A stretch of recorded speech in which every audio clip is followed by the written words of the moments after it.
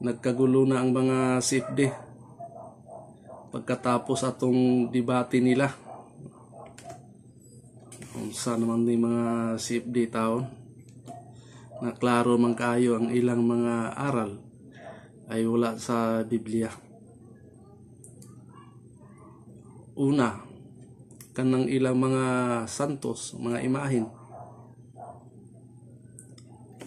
maliwanag ang turo sa Biblia na huwag tayong gagawa ng mga Diyos-Diyosan o imahin na nasa langit o nasa lupa o nasa ilalim ng tubig upang sambahin. Wala na tudloan na. Bisan pag sa bagong tugon mga apostoles ulay aral nga naghimo sila mga imahin tapos giludhan. Wala ka mabasa sa Biblia nga ang mga apostoles sa bagong tugon ay naghimog mga santos o mga Diyos-Diyosan tapos giludhan nila. Wala ka mabasa na.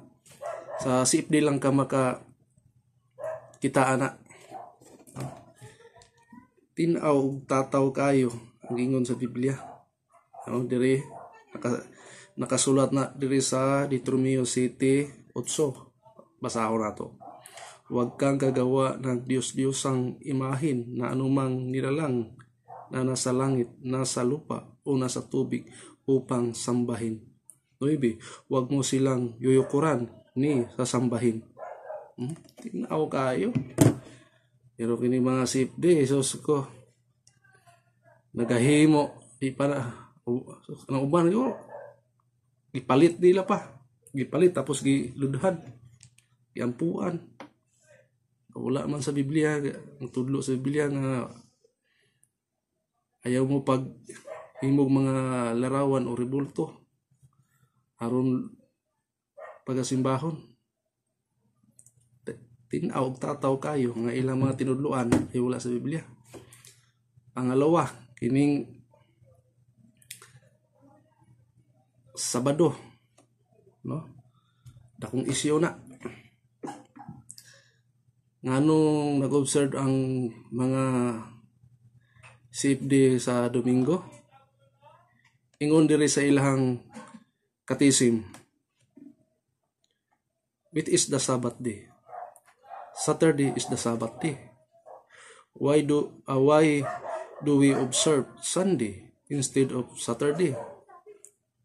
We observe Sunday instead of Saturday because the Catholic Church transferred the solemnity from Saturday to Sunday. Ngano daw sila nag-observe Domingo? Tungod sa Catholic Church transferred the solemnity from Saturday to Sunday. Tinaw kayo ang ilang tudlo ay wala sa Biblia, tudlo lang sa tao ni. Ngano daw nag-observe sila sa Domingo? Tungod sa Katoliko. Ngano daw nag-observe sila kay nag-transfer sa solemnity from Saturday to Sunday. Kaya maong Domingo ilang gi-observe dili Sabado. Dako kapakyasan, kapilihan ni sa mga Katoliko. Anong patutuo sa mga debate, ang mga tawa kadungog sa ilang mga reference ay naka bato dinunog idea nga naday sila mga libro nga nagsulti nga sila di ay lang nagtudlo na day ana nga nag-observe og Domingo. Ang Catholic Church lang ang nagtudlo nga mag-observe sila ng sa adlawng Domingo, dili ang Biblia. Ang mga tao kadungog pa na nakaroon ng idea na naday mga libro sila nga ni o karon mga dakong kapilihan na ni mga Katoliko debate tapos manggawas na ni ilang mga referensya tapos di ba mangangkon nga tinaw kayo nga nung nag-observe sila sa Domingo ingon nag-ingon ilang katisim nag-observe sa Domingo tungod sa Catholic Church transferred the solemnity from Saturday to Sunday. Mao nag-observe daw sila Domingo. Kaya mag-isip-isip mo diha mga CFD. Ayaw padala sa gibati ninyo.